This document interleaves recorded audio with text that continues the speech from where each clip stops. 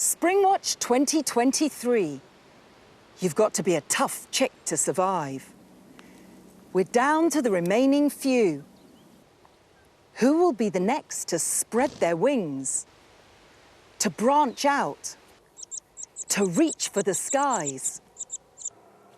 There's only one way to find out.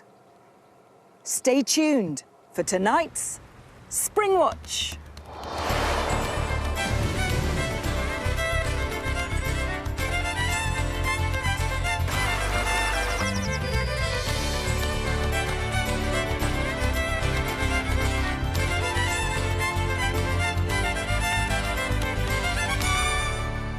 Hello! Hello and welcome to Springwatch 2023, coming to you from the beautiful RSPB Arn Reserve in Dorset. Not quite so sunny tonight. Look, the sun's up there whimpering on the edge of the clouds. But it's been a hot day. It's been scorching here today. It's been scorchio, there's no doubt about that. We've got a great programme coming up tonight, though. Gillian has got sandwich terns and peregrine falcons in Wales. Megs is looking at a newly discovered super material, natural super material. And we've got the usual mix of procreation and, of course, some predation thrown in. We'll be checking out our live nests. But, you know, it's not all about live nests here at Arn. Our teams are out filming whatever they can find, and they saw this. The familiar sound of a cuckoo. Shortly after, they heard another cuckoo. And the fact that these two went into a fight proves that they're males. It's a territorial fight. Both of them were cuckooing away. Studies have shown that each cuckoo has a different call, and they can recognize their neighbor's call and a stranger's call. They'll tolerate their neighbours more, but they'll get very aggressive to a stranger that comes in to try and take over the territory. So clearly, this cuckoo was a stranger, and the resident one was trying to absolutely get rid of it with that fight. Amazing stuff. Have you seen that before? I haven't, no. I've heard them go mad, cuckooing and cuckooing, but I've not seen a chase between two males like that. Less likely to see it now, as cuckoos have declined so significantly where I live in England. Impressive stuff. It is indeed. How about I'm going to do it every night just to annoy you. Are you practising for Glastonbury? You like the surprise act? How about a little impromptu quiz? Which UK bird lays the largest clutch every spring? OK, which UK bird lays the largest clutch every spring? Now, you might think non-natives like red-legged partridge and pheasant, or even mallard, 10 to 16 eggs in a clutch. You might think goldcrest, up to 12 eggs. Record for a blue tit, 19. But there's more. Oh, well, that actually, I thought it was a grey partridge because we had them on the show on a Springwatch, and yep. I think at the time it was 18 eggs, if my memory serves me correctly. 18, you're pretty good, actually, yeah. Grey partridge, 20, along with moorhen, potentially 20. But there is one species that tops that, lays 25 eggs every spring.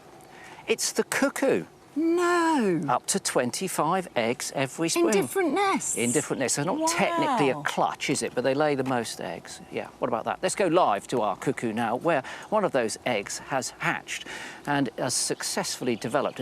Now, you have to peer down into that hollow there. That was a meadow pipit's nest. It's been trampled flat by this gargantuan cuckoo chick.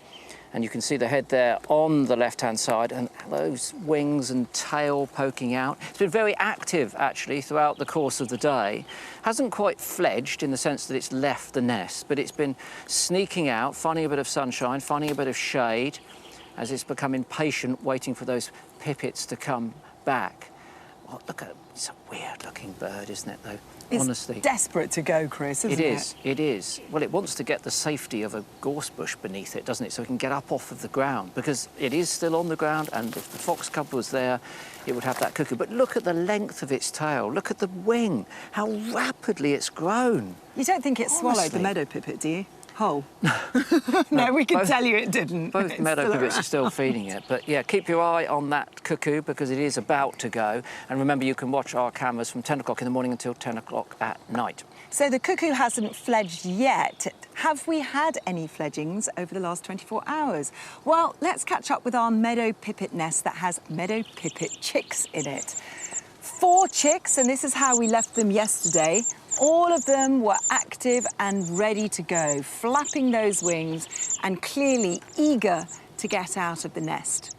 So this is this morning at 6:30. Now, I say they're ready to fledge.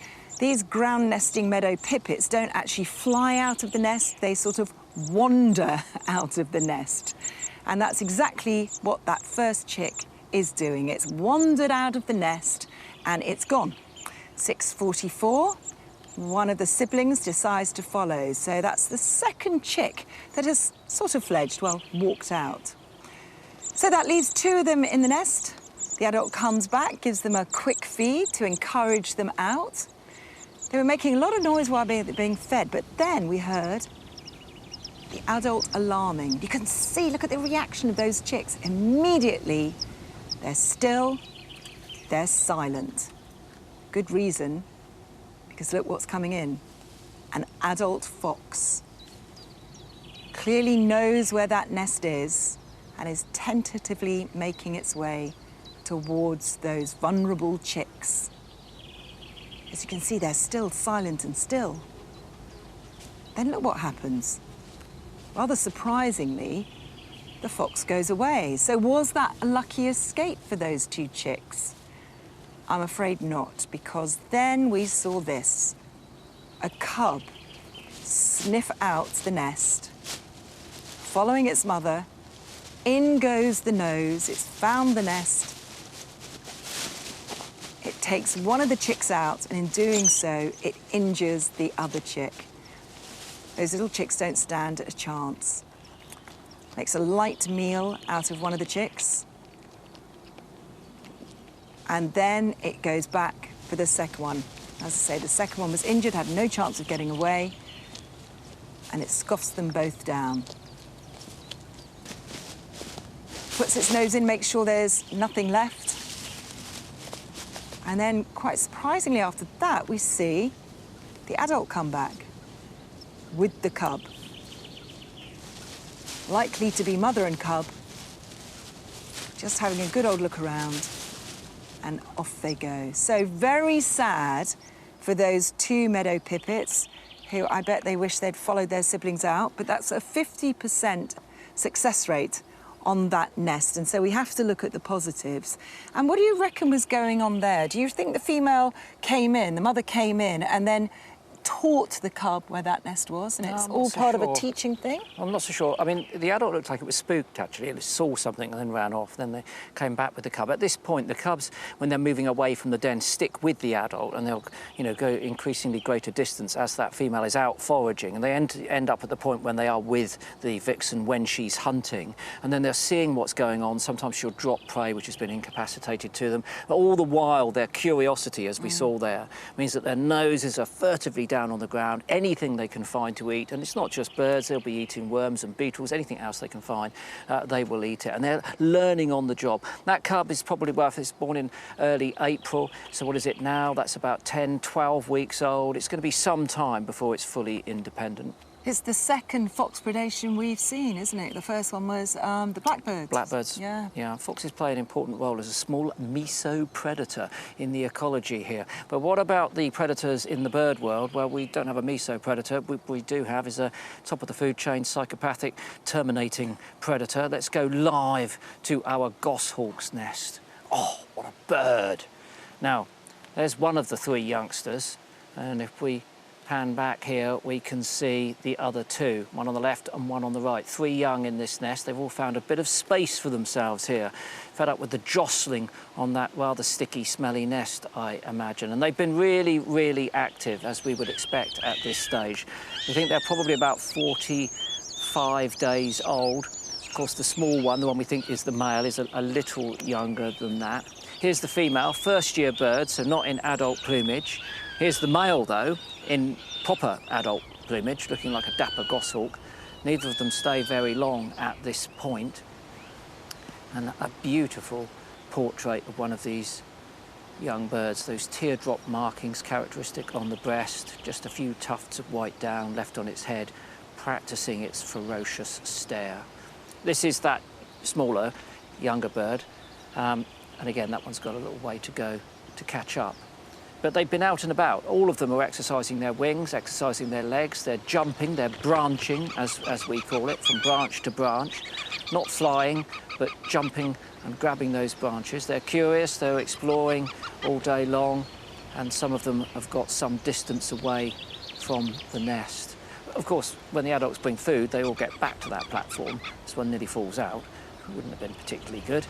And this one has gone some considerable distance. And again, if we pull back here, you can see it's out on a branch. It's got to be at least 5 or 6 metres away from the nest itself. And this is very typical behaviour that we see with these birds. I imagine when they get dark, they might all sneak back to that nesting platform. I'm not sure. But it's wonderful to see goshawks like this, breeding for the first time, we think, on Arn for some considerable period of time. And what about that light? Didn't they look gorgeous? Oh, when you could see the eye coming through the tree. I mean, we're so privileged to be able to see these chicks, aren't we? In such close-up like Honestly, that. they were 10, aren't they? They really are a 10. 10, the goshawk. OK, time to go to Megs, who's down the coast. She's in a quarry. And look, I've come themed. I put the T-shirt on to give you a clue about what she's doing. What do you reckon? Dolphins?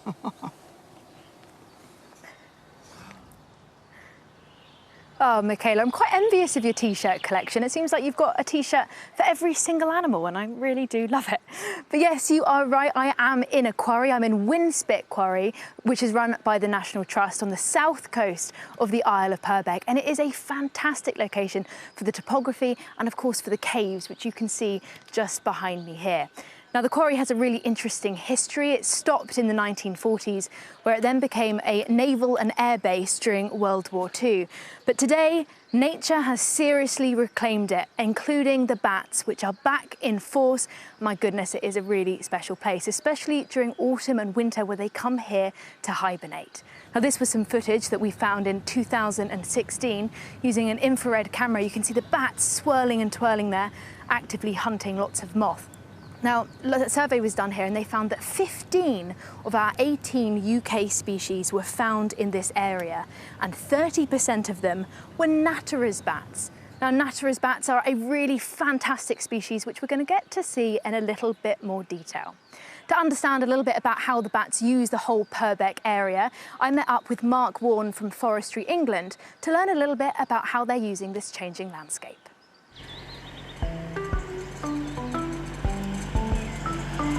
This is one of the bat box schemes that we've got. There's 72 boxes in total. There's a lot of work to do. We will go through checking species sex. It's about understanding what the species are doing, whether the populations are going up and down. Well, it's really important work to collect that data, I suppose, because it helps you as an organisation to manage this habitat effectively for them. Should we go and see if anyone's home? Yeah, let's get the ladder and get sorted out. All right, let's go. Right, let's have a look. Well, you've brought some luck. Really?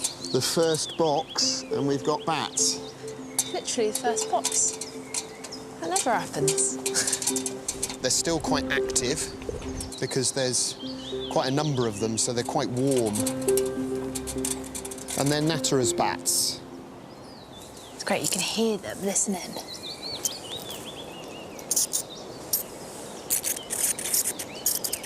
Right, this is the paperwork. OK. If you don't mind doing some recording. Of course, all the data. There's some gloves, if you wouldn't mind putting those on. You can handle them under my species licence. Great. Oh, look. OK. So, I don't know if you can see, but the forearm on the Natterers is quite red, and that relates to one of its older names. It was described as the red arm bat. I can see why. So this ring number is J, so Juliet 15814, and it's an adult male. Oh, yeah, I was about to ask how you tell, but that's clear. It's fairly clear on That's these. quite clear. Yeah. I'm just going to release them as we go along. OK. On this one. Go, little man. Oh, look. Back into the forest.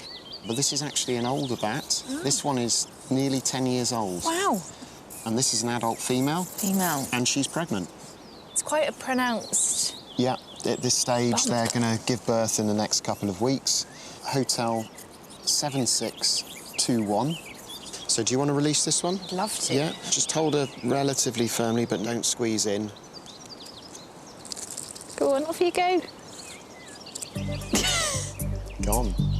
Average maternity colonies of Natterer's bats can be between 20 to 50 individuals. So we have quite a few to get through. So this is the last vat, Juliet 11715. It's yet another adult female that's pregnant. God, it's good, isn't it? Brilliant. That's 35 in total 35. in the colony. Do you want the honour of releasing the last one? I'd love to. Come on then, little one, off you go. Go back to sleep. I absolutely loved meeting Mark. He's such a nice bloke, and to see Natterer's bats up close, obviously a very secretive nocturnal mammal, you rarely get those views, was genuinely a real privilege. And he's been running such a long-term data collection scheme on these bats to be able to follow their movements around the Isle of Purbeck and potentially even beyond. And I have this wonderful map here. So I'm down here on the south coast Winspit Quarry, and this is where the bats will come to mate and they'll stay to hibernate throughout the course of autumn and winter. So this is where I am. But due to his ringing practice, we found that bats move quite far away. So they've been found as north as Wareham, all the way up here, which is 14 kilometres from Winspit. So this is during the spring and summertime.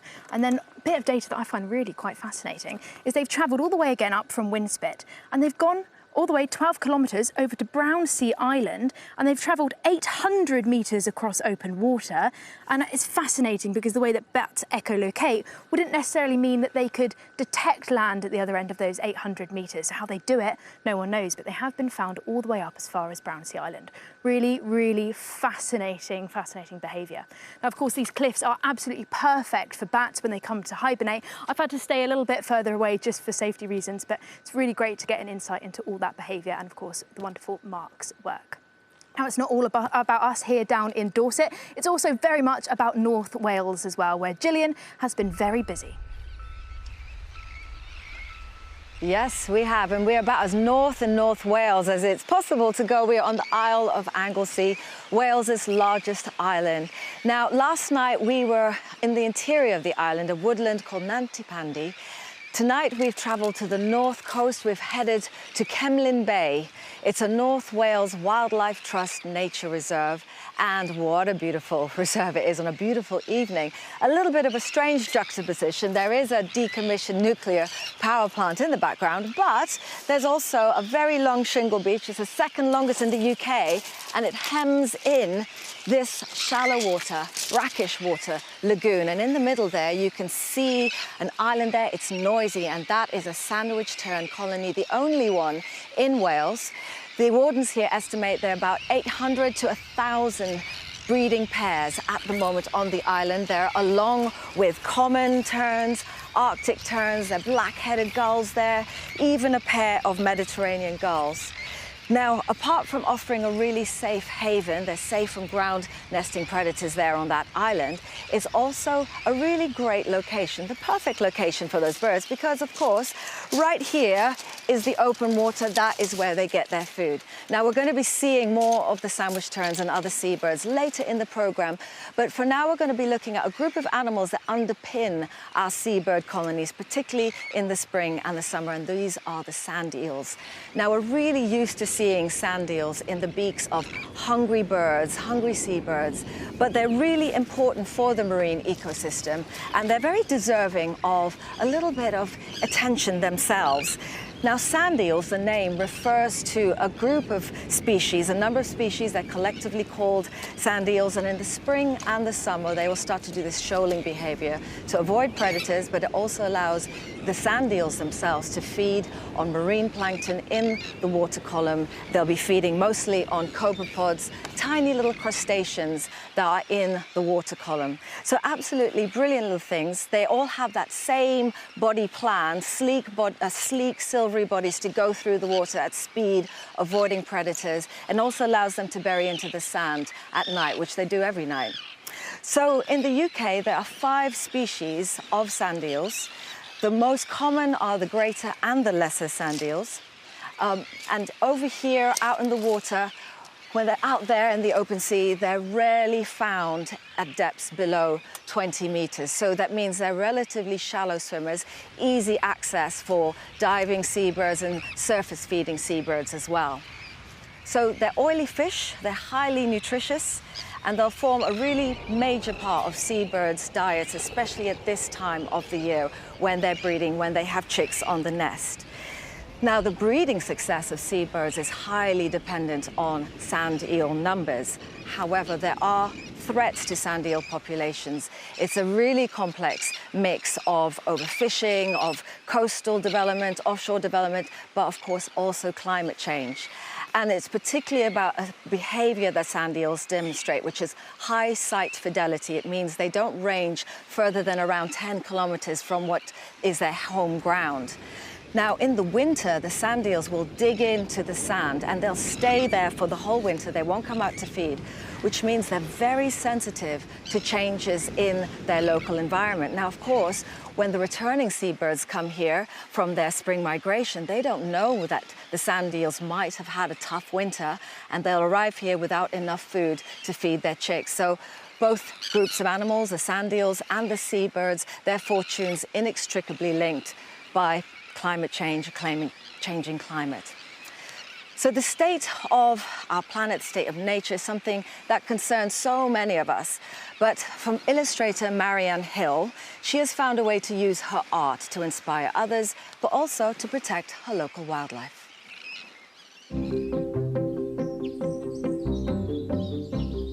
People give me magazines that they don't need all the time, and that's my preferred source of material. But for this project, there's been so many bugs to illustrate. I've started taking photographs when I'm out and about of textures that look like insects, and then I get them printed out.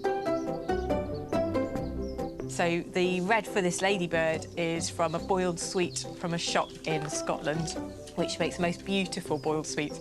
So I bought lots when we were up there and then took photographs of them, and I've been using those for different beetles. I've worked as a collage artist for years now. I fell into it by accident after I left university because it's a really cheap way of producing pictures. I've worked as an illustrator for over 20 years, for magazines and book jackets, and it was really good fun. But I wanted my work to be really useful, and I was so worried about climate change and insect numbers depleting. I realised I could use my skills as an artist to try and help.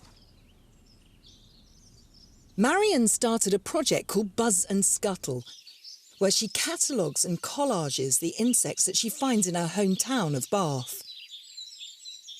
I thought it would take a couple of weeks for me to illustrate everything in our garden.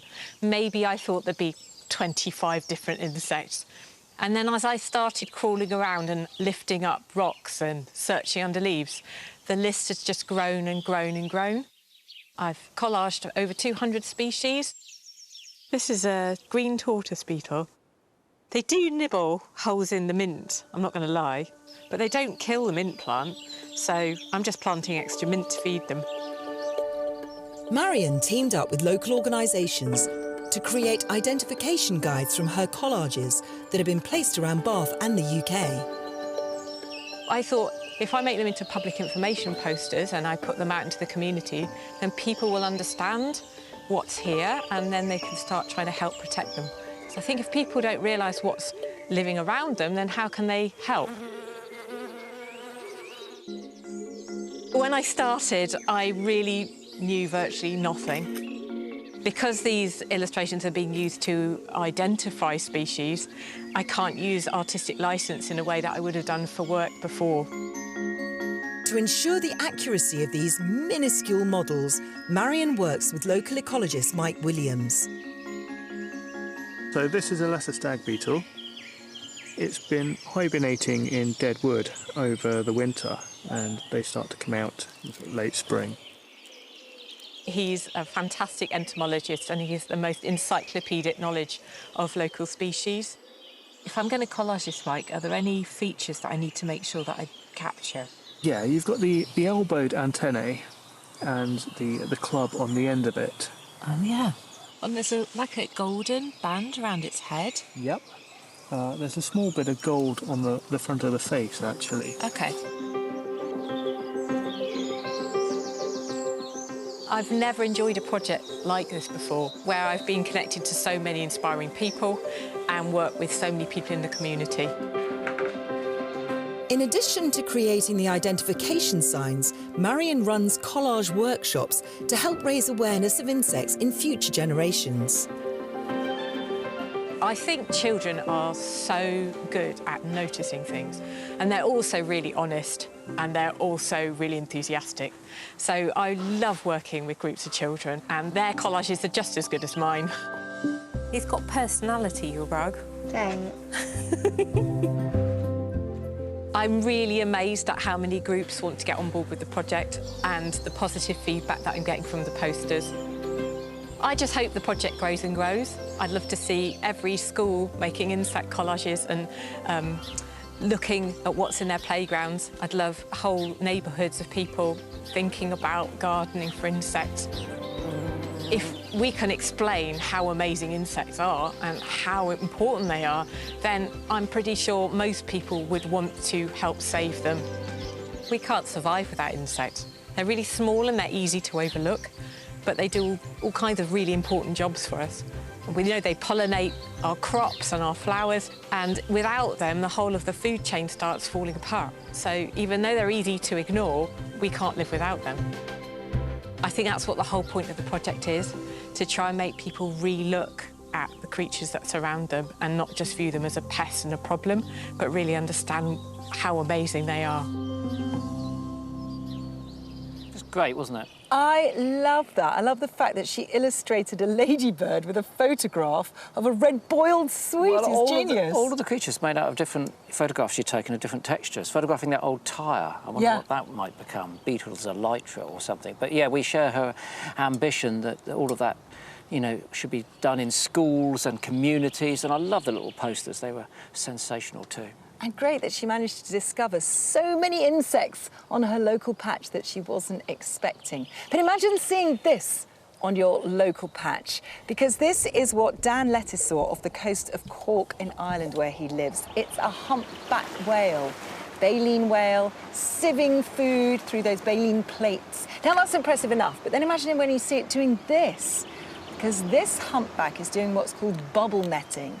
It's blowing bubbles out of its blowhole, and it's going round in a circle to create a sort of net, and then it comes up in the middle and takes a huge mouthful of fish, and in this case it was sprat. Impressive to see, but doubly impressive because you don't often see humpback whales doing that by themselves. It's usually something they do collectively. Well, it's a learned behaviour. And it's a lot of communication that goes on between the whales. So impressive stuff, seeing a single whale do that. But actually, this was an individual that was a known individual from the Whale and Dolphin Ireland group, and they know it as HB IRL 082, and it's actually the Irish Whale and Dolphin group, let me get that right, and that's HB Humpback IRL Ireland 082. Really catchy. And they spotted it because of its fluke. And each fluke is individual with those individual markings. So they recognise this one. They've seen it 6 times in the last 8 years. And they noticed that it hung around for 30 days feeding. And I love this statistic because it was an area the size of Wembley Stadium, is what they said. Stayed there all of that time. Yeah. It's been packed with food. Must have been, mustn't it? And of course, it's on its migration. They do these huge migrations on its way to its feeding grounds in the north. But what is really exciting about this is people are seeing humpback whales more and more around our coast. When we were kids in the 1980s, back then when we were gravel. kids, it was an incredibly rare sight because humpback whales were killed. They were whaled, and then there was an international moratorium on whaling in 1986. And since then, people have noticed there has been a recovery, which is fantastic. You stop hunting these things, and they're given a chance to bounce back. It wasn't only the bubble netting that Dan recorded on his drone, though. Take a look at this. It's another piece of whale behaviour particularly interested me. Here it is, at the surface. It's just taken a deep breath. It's about to dive. What else does it do? It poos. Poos into the ocean. And this is something that whales typically do. I've been in the water with whales, and when they dive, you get covered in their poo. Charming. defecate before they take off to lighten their load? Why do whales defecate before they dive? Well, the first thing is that they change their metabolism to allow them to get to those greater depths, and that effectively shuts down their digestion. And the other thing is, I don't know if you've tried this yourself, but you know, ingesting faeces under high pressure is not easily done. And you want to try and avoid that, so they defecate at the surface. But that poo is really important. It's important for something we call the whale pump, and I'm about to demonstrate how the whale pump works. Here is the whale. Now let's imagine that it's on the surface, and this particular whale dives down to a lower depth where it feeds at this lower depth on perhaps small fish, krill, whatever it's after. And then it comes back to that surface, having fed all the way down there, comes up here, digests its food closer to the surface, and then before it dives again, it produces its faeces. And these, of course, are very rich in essential nutrients and minerals, particularly things like nitrogen, phosphorus and iron. In fact, there are 550 times the amount of iron in whale faeces than there is in the surrounding seawater. And this is incredibly important for the whole marine ecosystem. Because in the presence of sunlight close to the surface of the water, with all of these nutrients, it gives phytoplankton, essentially marine algae, marine plants, the opportunity to prosper. They've got all the nutrients they need, they've got the sunlight, and they can produce this bloom. So lots of free-floating algae there, which is good. But then, of course, what comes after that? Things that eat the algae. And this would be zooplankton, lots of marine organisms, which are herbivores, feeding on that. Some of them, a little larger, become carnivores, the start of a whole food chain. What eats those smaller organisms? Larger organisms, like the fish here. And of course, sometimes the whale might eat these fish on, excuse me, I just have to retract the faeces, as you do. Don't try that at home. Don't try that at home. Listen, it then sometimes might feed on fish at the surface and then dive back down and start the whole process again. Essentially, when you think about it, it can be moving nutrients from the lower part of the ocean to the surface in the same way that earthworms move nutrients up through the soil in your garden to the growth area at the top where all of those herbs are. So that's the whale pump. But of course, whales don't just go up and down like this. They also occasionally get their food, they do their feeding, and then they move from one part of the ocean to another. And this is what we call the whale conveyor. So they can move, as you know, thousands of kilometres. The ones that we were looking at there, filmed by Dan, could have come from the Dominican Republic or the Cape Verde Islands, and they're on their way back to the Arctic. So fantasising about faeces, you could see a whale feeding somewhere off the Azores and then swimming all the way up to the Arctic before it takes a dump and redistributes those nutrients. And that, folks, is fantastic. And I think, frankly, that's what you pay your licence fee for. The whale pump.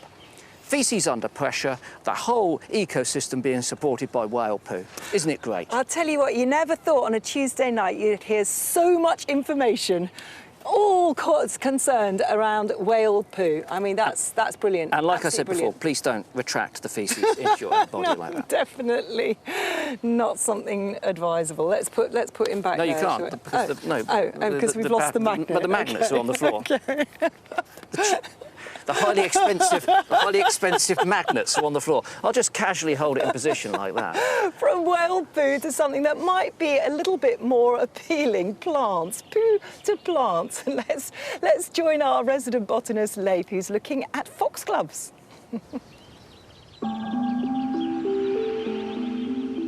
Pollinating yourself accidentally is something that's generally best avoided.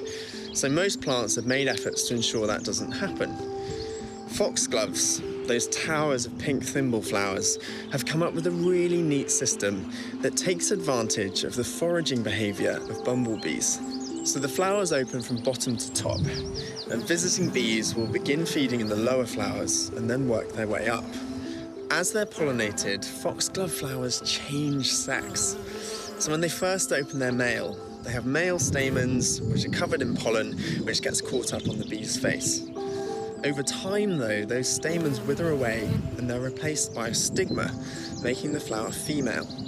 So what that means is that the lower flowers, which have been open for the longest, are female and ready to accept pollen, while the higher flowers, which have only just opened, are male.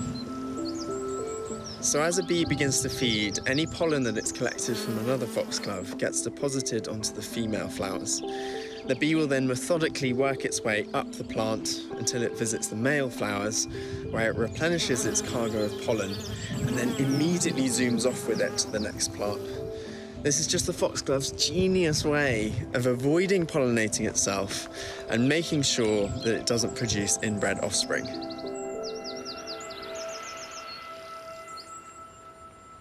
What about that?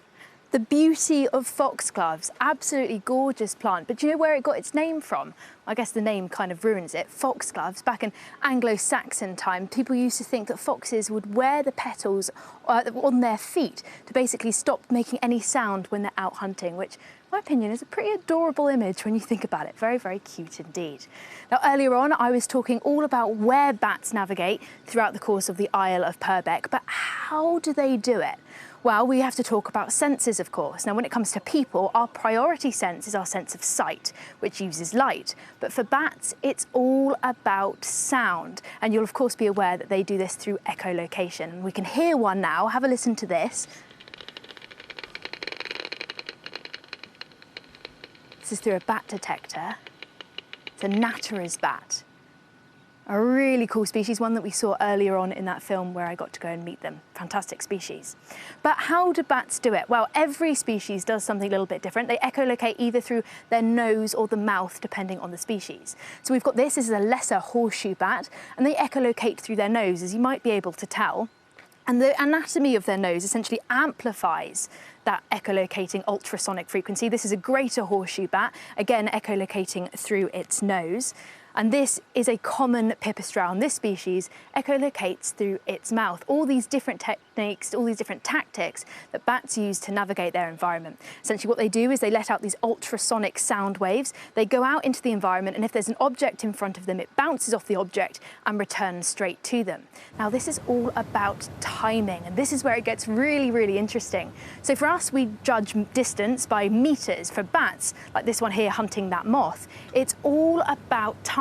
So they judge in perhaps milliseconds. I don't know what milliseconds is in bat terms, but it's all about how they use sound and time. Sound is really in their DNA. It's a really fantastic adaptation that they've got to accurately hunt fast-moving moths in a fast-moving environment. Really, really cool animals. But of course, if you are their preferred prey species, the moth as we've just seen, well, how do you outwit the bat with that really important echolocation? Well, that's a really good question, and there's some really cool science to explain it. So let me move my bat over here. Now, imagine, use your imagination here, I am a sound wave, I am invisible, and this ball is the tip of that sound wave. Now, it comes out of the bat and it travels along to my moth here, and what happens is it bounces off the moth and it comes back to the bat, and then the bat is able to immediately know where that moth is, and very sadly for the moth, it's game over. However, there is something called acoustic camouflage. Now, a lot of species will use visual camouflage to hide themselves. Moths use acoustic camouflage, and this one here has a furry body. So when my sound waves come out of the bat, what it does is it hits on to the body there, and it lands, it's absorbed by all this fur and all of this hair. So the moth, in this case, is safe. But when you look at the moth as a whole, you might notice the wings are hairless. So how on earth do they manage to stay undetected by the bats? Well, have a look at this. This is an emperor moth, beautiful species, and a really amazing design, because if you look really closely, in all Lepidoptera, so moths and butterflies will have this. This isn't fur, this is a close-up of the wings, and it's all scales. Now, new research at Bristol University by Mark Holderigg and his team have found the most amazing new piece of science, which I'm so pleased to bring to you tonight. It's a whole new way of looking at materials and looking at bioacoustics. So let me have a look. This is a magnified moth wing with all of the different scales here. And the first thing you'll notice is the scales are all different shapes and sizes. and there is very good reason for that. So when the sound wave comes on in, these start to vibrate. Sound waves manifest in vibrations, so they start to vibrate, and every singular scale with a different size is able to basically absorb a different frequency of sound from the bats that are echolocating. And when the scales work together as a whole, it is like this sound blocker. They can basically absorb 85% of the echolocating bat's sonar signals, which is just mind-blowing, especially when you consider that a moth wing is about 1/10 of a millimetre. So actually it goes beyond our engineers. This is the most kind of soundproof material that we know about, especially at this width as well. So amazing science by Mark and the team at Bristol University, really mind-blowing stuff.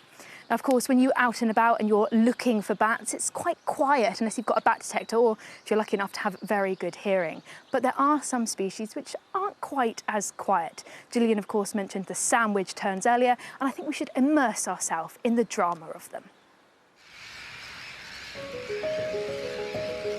The saline coastal lagoon of Kemlyn Bay is a hive of activity.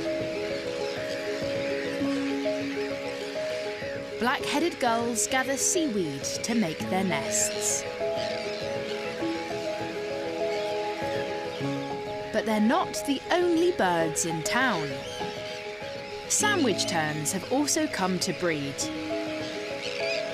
Some are residents, but others have made their way from their African wintering grounds. In their immaculate summer plumage, black crests held aloft, they display to each other. Some have returned to long-term mates and renew their bonds.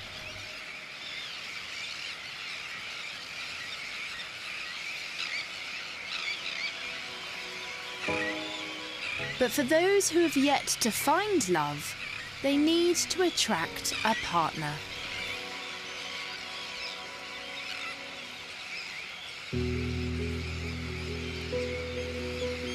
This male knows the way to a female's heart is through her stomach, and a sand eel is the perfect gift.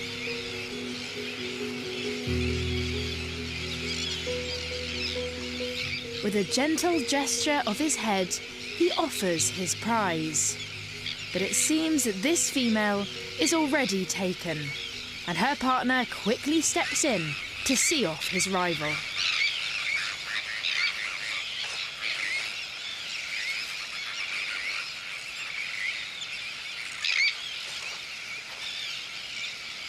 For those luckier in love, whose offerings are accepted, a courtship tango seals their partnership.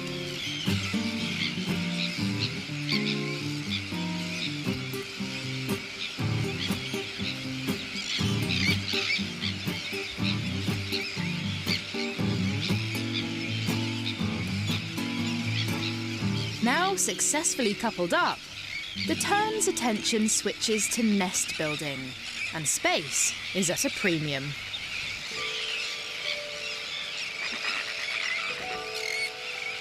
Unlike the black-headed gulls who are building their nests with seaweed, the terns simply scrape at bare earth to create a shallow bowl for their eggs.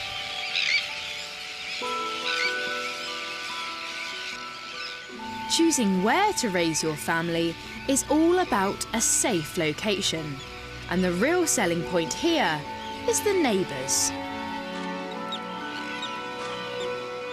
Arctic terns are the roughy, tufty cousins you want on your patch. Newly arrived from as far away as Antarctica, well known for their aggression, they'll fiercely guard their nest sites and those of nearby families.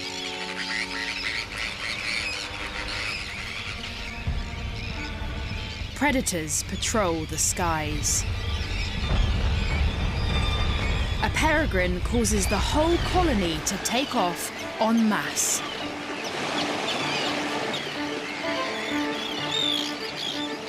As the Arctic terns engage with the enemy.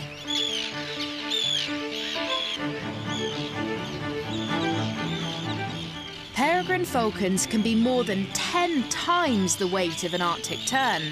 But this doesn't intimidate the plucky seabirds.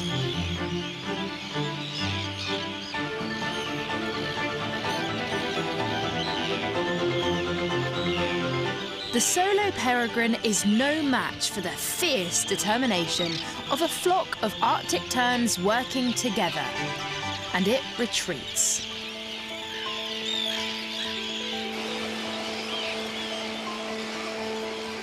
For now, the sandwich terns return to their nests to incubate their eggs, under the protection of the Kemlin Bay community.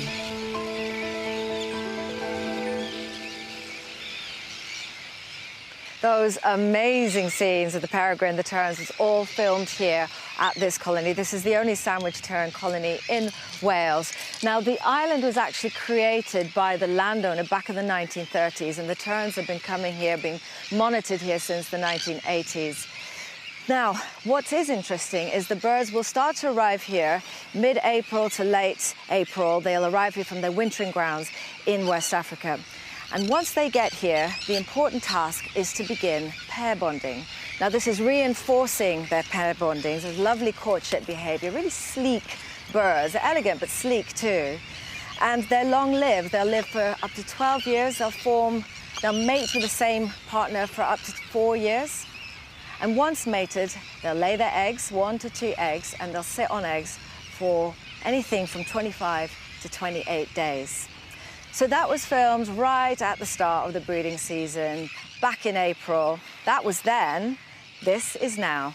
This was filmed this morning right here at the colony. Now, the chicks have hatched. There are plenty of them on that island now. The chicks are precocial. They'll be hatched out in this downy covering. They're also very mobile right from the get-go. Initially, when they're quite small, they will stay close to the nest, close to the adults, but as they grow, as they start to get braver and bolder, they will start to roam around the island and start to inspect their new world. They also share that colony with the black-headed gull chicks as well. There's one there. It's bigger, it's mottled, a more mottled grey, and you can just about make out that pink hue on the legs there. So the colony is managed, as the reserve is, by the North Wales Wildlife Trust. And on that island there, they're relatively protected from ground predators, things like otters, foxes, even brown rats. But the other great thing about this location is the feeding ground. So they will feed right out to sea over there. They'll also head as far as the Menai Strait if they have to, bringing food back for those chicks. Now, the chicks are hungry, and we hear and see the adults coming in almost one every second, particularly at low tide where it's really active. And once they land, they've got to locate their chicks, often have moved off the nest, so they'll contact call and feed the chicks as well. So really, really important business here. It's a busy time. We're hearing them flying overhead. Risk of being pooped on, I must say, as well, but absolutely fascinating. We'll see these terns coming back each time with a single sand eel, or maybe other species as well, in their beaks. But it's not all the serious stuff about food. There has been a few amusing moments as well on this island, particularly watching those chicks. Now, the chicks have high ambitions, as all chicks do. They hope one day to fly. And so this one here is definitely starting to exercise, trying to build up those flight muscles, flapping its wings, but also, I would say, very determined, taking leaps, determined to be airborne there. Such fascinating animals to watch. Really amazing to see these chicks starting to stretch their wings, getting stronger, and hoping, of course, one day to take to the air. And of course, it is cute to see, but there's some serious business at the end of that. By the time they're adults, they need to be able to fly out, forage great distances, and watching these adult terns around here has been an absolute treat. Now, these here aren't the sandwich terns, they're other species, but they all use the same hunting strategy. They'll have this very flighty, delicate movement and then dive down with those sharp beaks that help them to pierce through the water. And if you're watching terns from a distance, if you're not sure, in amongst other seabirds, watching that very characteristic floaty flight, plus those sudden dives into the water, a good clue that you've got terns there. Now, the terns have been absolutely wonderful to watch, but there is a really, really glamorous species that has recently turned up and is making the local bird news, if you like, and it's a pair of avocets. Now, we filmed these a few days ago, doing what avocets do best, looking so beautiful, so elegant. Now, the wardens here have been going through their records. They've been scouring the records, the birds of Anglesey, and they have not found a single record of avocets breeding on Anglesey. So this is a real milestone. Last year, they said they did have a pair that spent a few days here, but they didn't settle, they didn't set up a nest. So these birds are definitely on nest. You can see that one there trying to organize those long, stilty legs and sits down on the eggs. So if that nest is successful, Chris, Michaela, we're very excited because that will be the first successful nesting pair of avocets on Anglesey. How about that? Wow. Fantastic stuff. The march of the avocet goes on. They seem to be spreading all around the coast. And such a beautiful bird. It's great to have them there now in North Wales. What about the birds that we have here? Let's take a look at our 9-way split of all the nests that we've got. Quite a few there that we've seen before. Let's go to one we gave you a glimpse of last night, our linnet's nest. And there it is. It's in a gorse bush, quite well hidden. Oh, look, you just see the chicks sticking their heads up there, a little grassy nest hidden in amongst that dead gorse, an impenetrable tangle chosen by the adults. Here's the male, characteristic with its red chest, grey head, coming in here to feed the young. And immediately we see something which is relatively unusual about these birds. They're finches, of course, but rather than switching from a herbivorous diet of seeds to feed their young invertebrates, insects and other invertebrates during the summer, they continue to feed them on those seeds. Things they find on the ground: dandelion, shepherd's purse, knotgrass, dock, chickweed, charlock, those sorts of small seeds. Male there regurgitated into the mouth of the female. He would have been doing that while she was incubating, but now that she's brooding, he gives her the seeds and she distributes them there to those youngsters. Lovely birds, a linnet, a species that's gone through a series of step declines in the UK. It seems to have stabilised a little bit at the moment, but we don't see as many of them as we used to, but they're doing OK down here on Arn on this heathland. I'm going to push aside your lovely linnet. I'm going to push aside your glamorous avocet. I'm going to give you a real stunning chick. Oh, no, don't. Yes, I am. Here we go. It's the collared dove. Because look at... Oh, what a shame. You can't see them properly. You can't see them, so I'm going to treat you to a close-up because this really is a chick only a mother could love. Look at that. I mean, compared to other chicks, I'm going to be brutal. It's pretty ugly, isn't it? But look at the adult, a gorgeous bird, and it's being fed on crop milk, which is produced from the cell wall of a crop, and that is full of fat and protein and minerals and enzymes and amino acids, and in it goes to the stomachs of those two wonderfully attractive chicks who are settling down with their stomachs full of crop milk. Chris's favourite nest that one is, isn't it? OK, I'm going to treat you to another one then. Barn owls. Would you like that instead? Let's to step up the ladder. Check out our barn owls. Well, they're not performing for us tonight, are they? Because when we've gone to that one live... Oh, there we go, a beautiful turn. And you can see the barn owl chicks. There are 4 there, and on Thursday, we got our first glimpse of all 4 of them, and the adult gently feeding them. Both the male and the female are involved in the feeding, but it's the female that's tearing little bits off. And what we've noticed with this pair is the male brings in the food. In this case, it's the female leaves the nest. And then, as I say, on this occasion, we watched the male come back with a mouse. All the chicks are there. And then this is slightly comical because I don't know if this is the first time father, because it clearly doesn't know what it's doing. And it dumps that prey on the heads of those chicks, which nearly suffocates the chicks. I mean, imagine that. Imagine if we lose some barn owl chicks because they've been suffocated by a mouse prey. That would be unlucky, wouldn't it?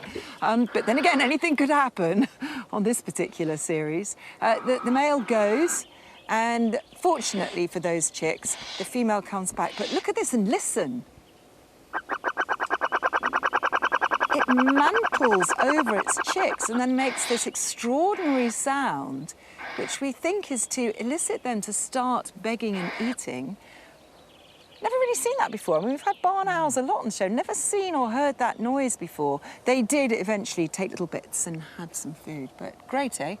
Great stuff. You enjoyed that, didn't you? Particularly the I did, and I'd just like to say on behalf of everyone who works on the programme, the producers, the entire team and my colleague, we apologise to all of you now who are suffering from ornithological PTSD, having been exposed to those collared doves. Oh, stop it, you'll set social media off in again. Britain. So let's move swiftly on to our mindfulness moment to recover from that interlude. You may not think that slime mould is going to give you much relief. Slime mould, but take a look at this, it's very therapeutic.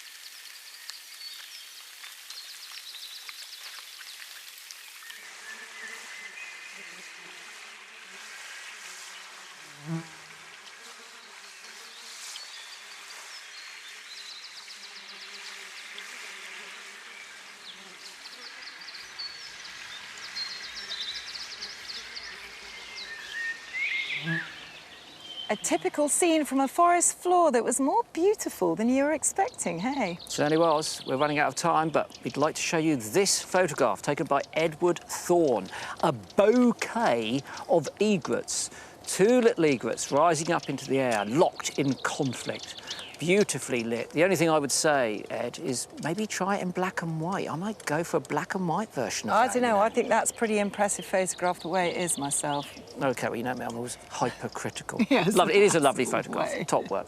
Well, that is time for us today. What's coming up tomorrow? Well, I'm going out to have a romantic reunion with a little bird that I'd almost totally forgotten.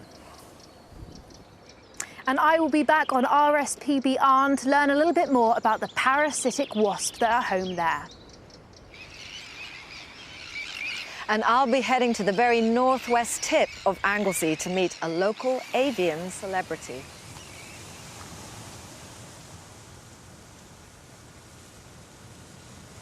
Fledge before we do?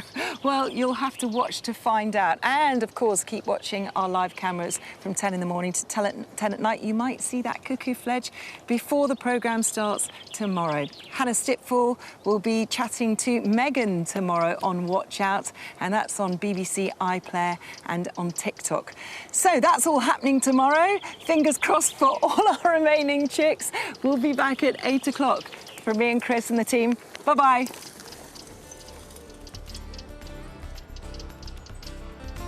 What can you do to make a difference to nature and the environment? Well, sometimes big changes come from small actions. The Open University explores simple but effective ways to make a positive impact. To get inspired, go to bbc.co.uk/Springwatch and follow the links to the Open University.